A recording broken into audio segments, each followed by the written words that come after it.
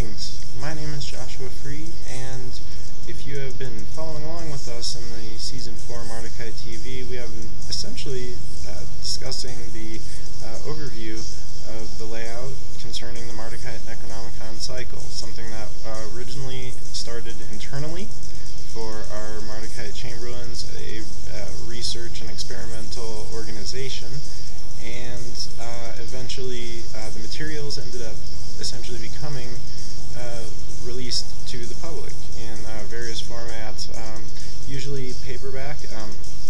The book that we're going to be talking about, I figured what better time to discuss it than to schedule it for Halloween or Samhain or whatever you might recognize this time of year, but it was originally, it's the 7th and final installment to basically grace the cycle, and it was released probably 3 or 4 months ago, and it completes the cycle, much to the surprise of many Chamberlains, which actually they felt the cycle could have just continued endlessly.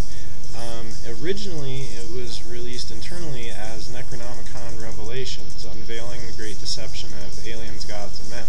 And for those who aren't familiar or haven't seen, this is the series of hardcovers that was available to the internal Mardukite Chamberlains that came on this year, or had joined prior and needed a new edition of their materials.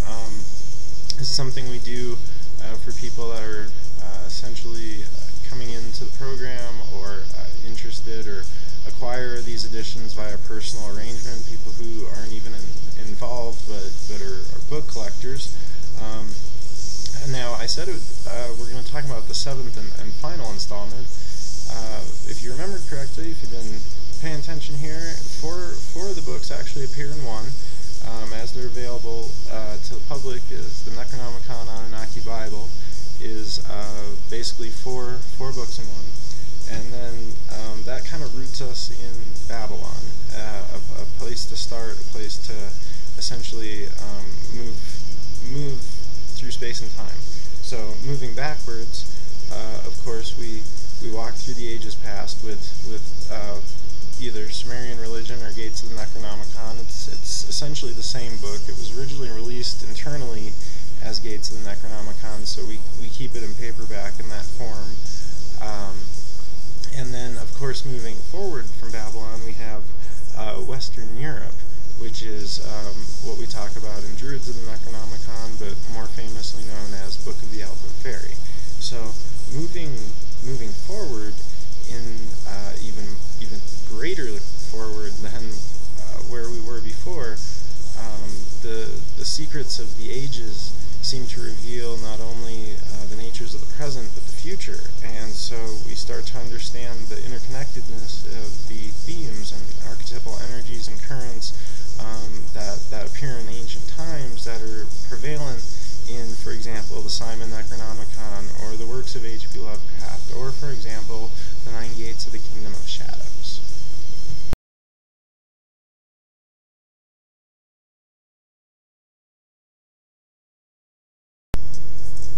So, we are talking about the 9 Gates of the Kingdom of Shadows, produced by the Mardukite Truthseeker Press, and it's a little bit different kind of than the one that we had once before. Last year, when our cycle, I showed you the cycle that was released this year. Last year there were handmade books, and there were 33 of these 9 Gates of the Kingdom of Shadows released, and this essentially was Liber 9. Liber 9, as it appears, this is essentially all the materials that appear in the Anunnaki Necronomicon Bible. Liber 9 was never referred to within that framework, apart from this edition, as 9 Gates of the Kingdom of Shadows, because of course we had something else in mind. Since some of the folks, we only released 33 of them originally, and since some of the folks did actually receive copies of the previous materials but hadn't received their copy of that or weren't able to, we later decided to re-release it with Revelations, if they hadn't received that also, as 9 Gates of the Kingdom of Shadows. And this is the one that's available on Necrogate or Mardukite.com. And basically, this is what is going to be the launch point for the remainder of the season of Mardukite TV Season 4.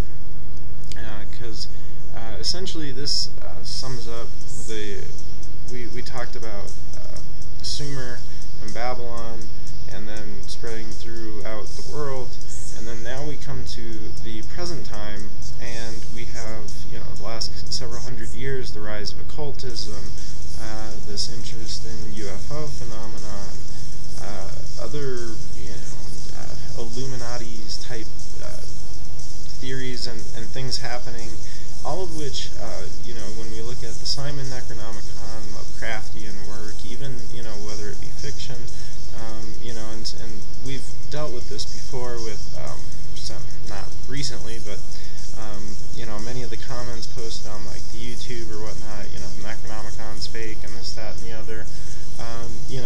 Semantics is actually one of my primary academic backgrounds, and so when we refer to it that way, there's reason for this, and there's reason behind a lot of these things that a lot of people in the surface world just don't quite understand.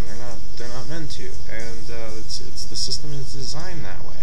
So, at this point, when we talk about the 9 Gates, we're not alluding that it is the direct book that appears in the 9th Gate Johnny Depp movie, or alluded to in the original novel El Club du Mas, but we do talk about the influences of that novel and book and the way that it does relate with modern occultism and the different the different genres, whether it be fantasy or fiction or motion pictures or occult lodges. This ancient current clearly has made a comeback or a turnaround, an awakening, changing times, and people have all these semantics for it. But more importantly, we just must self-honestly actually examine these things. So behind the scenes, that's basically what the core push of this movement and the materials that have been presented is all about.